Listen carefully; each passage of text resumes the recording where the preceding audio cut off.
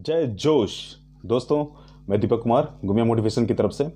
दोस्तों, आज 20 अक्टूबर है और आज का जो प्रमुख न्यूज़ है जो सभी आगे आने वाले पीटी मेंस इंटरव्यू के लिए आवश्यक है उसका डिस्कशन कर लेते हैं हम लोग। दोस्तों, आज का पहला जो न्यूज़ है वो है कि पावर इंडेक्स 2020 है ना, पावर इंडेक्स 2020 आया है और इसमें 2 अंक जो है भारत पिछले साल के मुकाबले में फिसल गया है ना, फिसल गया है। जो सिडनी स्थित एक लोवी, सिडनी ऑस्ट्रेलिया में है, हम सब जानते हैं। तो सिडनी स्थित जो है एक लोवी इंस्टीट्यूट है, वही इस रैंकिंग को जारी करती है ना। और जो एशिया पावर इंडेक्स जो है ये जारी किया है कि एशिया पावर इंडेक्स जारी किया है 2020 के अनुसार जो है। तो इसमें जो है 2019 के मुकाबले भारत की रैंकिंग जो है वो कम हो गई है ना। जो पिछले साल जो था 2019 में जो भारत का पावर स्कोर था वो 41 था। जो पिछले साल 2019 में जो था भारत का पावर स्कोर 41 था, लेकिन 2020 में जो है भारत का जो स्कोर है वो घट करके 39.7 हो गया है, 39.7 हो गया है ना। तो इस कारण कम हो गया है। तो ऐसा है कि 40 से ज़्यादा जिसका स्कोर होता है उसे जो है वो शक्तिशाली देशों की सूची में रखा जाता है उसे, है ना, और दुनिया की प्रमुख शक्ति मानी जाती है उन देशों को। तो भारत का जो रैंकिंग है वो 39.7 हो गया है 2020 में, इसलिए कम हो गया है। तो ये जो है भारत जो है वो है कि मध्य शक्ति वाली सूची वाली देशों में शामिल हो गया है, मध्य सूची शक्ति वाली देशों में शामिल हो गया है।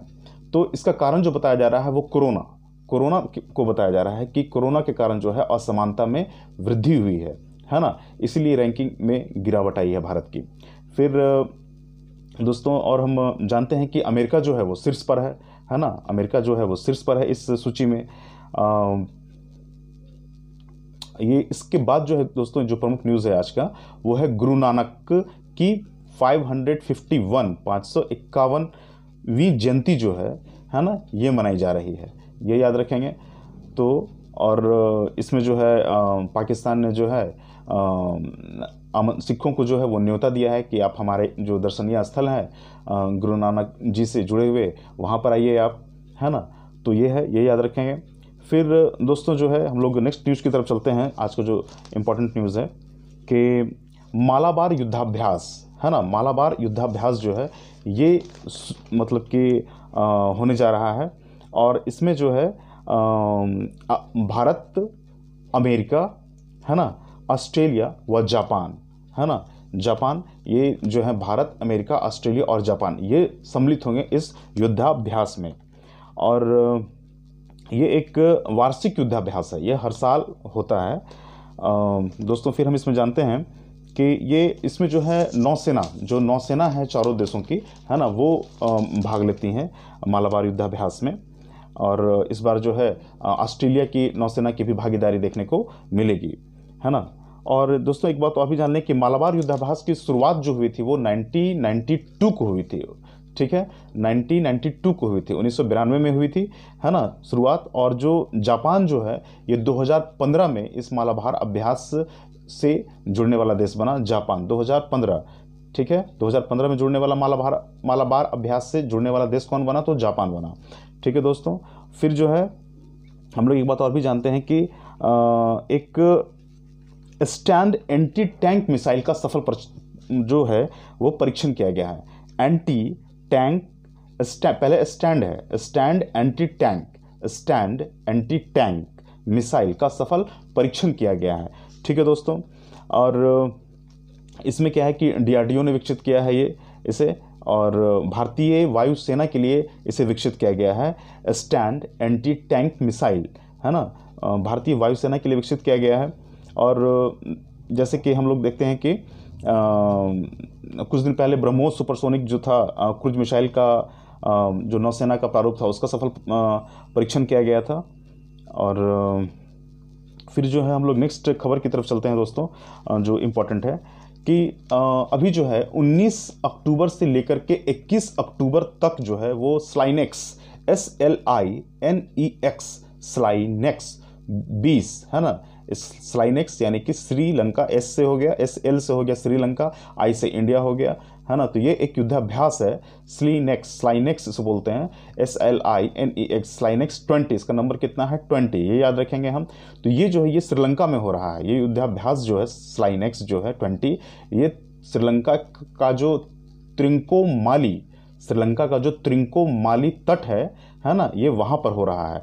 2019 में जो स्लाइनेक्स का जो युद्धाभ्यास हुआ था वो विशाखापट्टनम, भारत में हुआ था, विशाखापट्टनम में हुआ था। ठीक है दोस्तों, ये हम लोग समझ लिए। फिर दोस्तों हम लोग जो है आज के कुछ और खबरों पर ध्यान देते हैं जो इम्पोर्टेंट है। दोस्तों अभी जो कोरोना काल में जो है कुछ खास करके ऐसे इंस्टीट्यूट जो हैं जो कोरोना से लड़ने में हमारी मदद कर रहे हैं, तो उसके स्ट्रेन पता करने में मदद कर रहे थे कोरोना के, है ना। कल वाले वीडियो में भी हम लोग म्यूटेशन की चर्चा की थी। तो कुछ इंस्टीट्यूट का नाम याद रखना बड़ा ज़रूरी है। जैसे कि इंस्टीट्यूट है कि वेस्ट बंगाल कल्याणी में है ये इंस्टीट्यूट, कि national institute of biomedical genomics, national institute of biomedical genomics, ये कल्याणी में है, वेस्ट बंगाल में है। याद रखेंगे दोस्तों, ये कभी भी एग्जाम में पूछा जा सकता है। ये सारे जो इंस्टीट्यूट हैं वो हमेशा इंपॉर्टेंट रहे हैं और अभी इस काल में तो खास मतलब कि इंपॉर्टेंट हो ही गए हैं। फिर दोस्तों जो है institute of life sciences Bhubaneswar Orissa में है ये।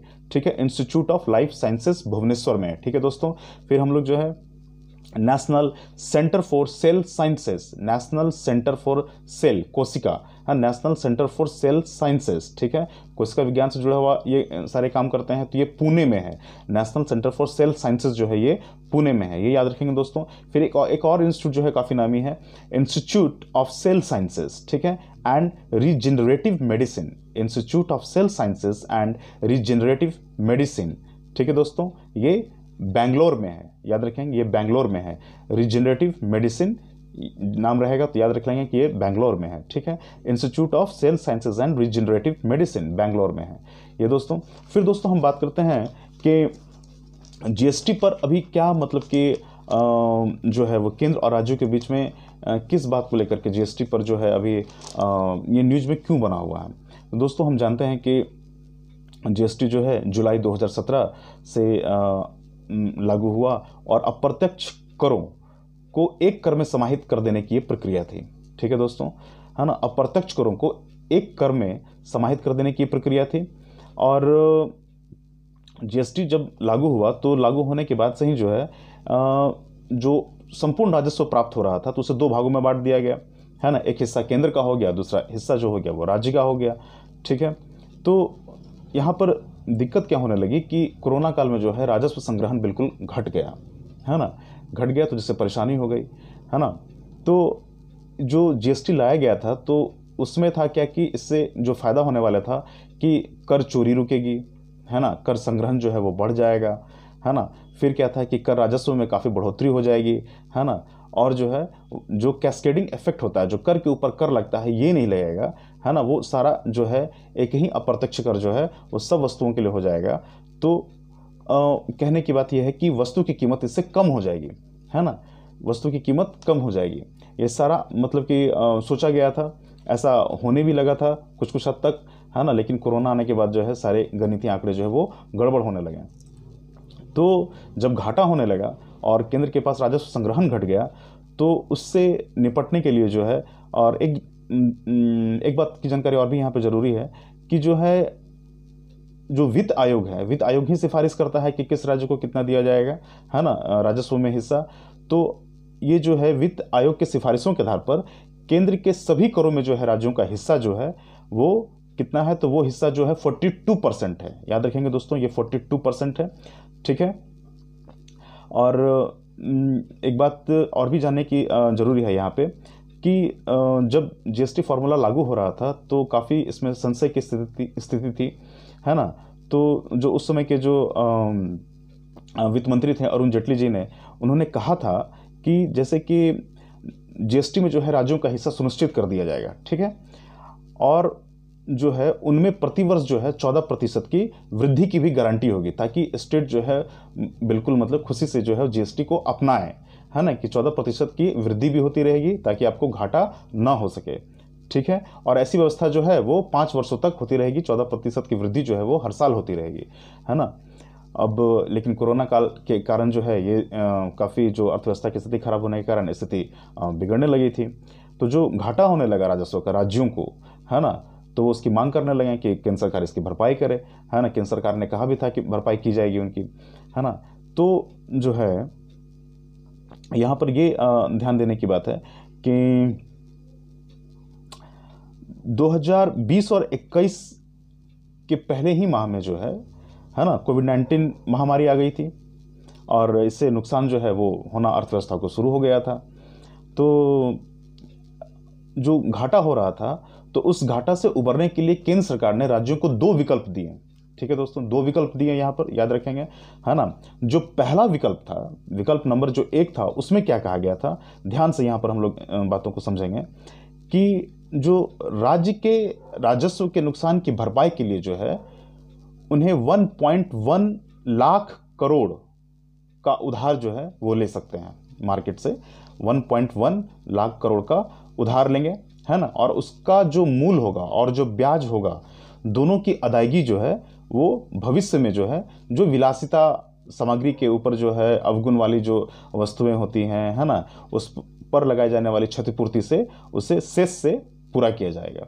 एक रास्ता तो ये दिया सेंटर ने कि आप जो है कि पहला रास्ता ये अपनाइए कि 1.1 लाख करोड़ का जो है उधार आप लेंगे, है ना, और इसके मूल और ब्याज दोनों की अदायगी जो है भविष्य में जो विलासिता सामग्री पे और जो अवगुण वाली वस्तुएं हैं, है ना, तो उन पे सेस लगा करके जो है इसकी क्षतिपूर्ति जो है सेस से की जाएगी। ठीक है। दूसरा उपाय केंद्र ने यह बताया कि जो राज्य का पूरा नुकसान है ना, 2.35 लाख करोड़, है ना, ये उधार ले लीजिए आप। ठीक है। और लेकिन क्या है कि उस परिस्थिति में जो है जो मूल की अदायगी की जो क्षतिपूर्ति होगी वो सेस से की जाएगी, लेकिन जो ब्याज का जो बड़ा हिस्सा है इसकी अदायगी जो है राज्यों को स्वयं करनी होगी। ठीक है, ये बात है। तो जो काफ़ी स्टेट ने इस बातों को माना, लेकिन जो है काफ़ी स्टेट ने नहीं भी माना है अभी, है ना। तो यहाँ पर जो है बात फंस रही है ना, इसी को समझने की ज़रूरत है। ऐसे देखते हैं कि जो जीएसटी जो क्षतिपूर्ति मतलब कि जो होती थी, है ना, तो पूर्व में भी तो वो सेस के माध्यम से ही होती रही है ना। और अगर राज्य ऐसा करते हैं तो जो है उनमें कोई ज़्यादा नुकसान नहीं होगा। तो अभी जो है वो बात चल ही रही है ना। तो इस जो घटनाक्रम इसे समझना काफ़ी ज़रूरत है ना। बीच बीच में हमेशा इंपॉर्टेंट न्यूज़ आती रहती हैं जीएसटी के बारे में, तो हम लोग इसके बारे में चर्चा करते रहेंगे, है ना। तो आज जो है हम लोगों ने काफ़ी इंपॉर्टेंट इश्यूज डिस्कशन किए हैं दोस्तों। ओके दोस्तों, है ना, इस वीडियो को शेयर करें, सब्सक्राइब करें, लाइक करें और हमारे साथ बने रहें। जय जोश।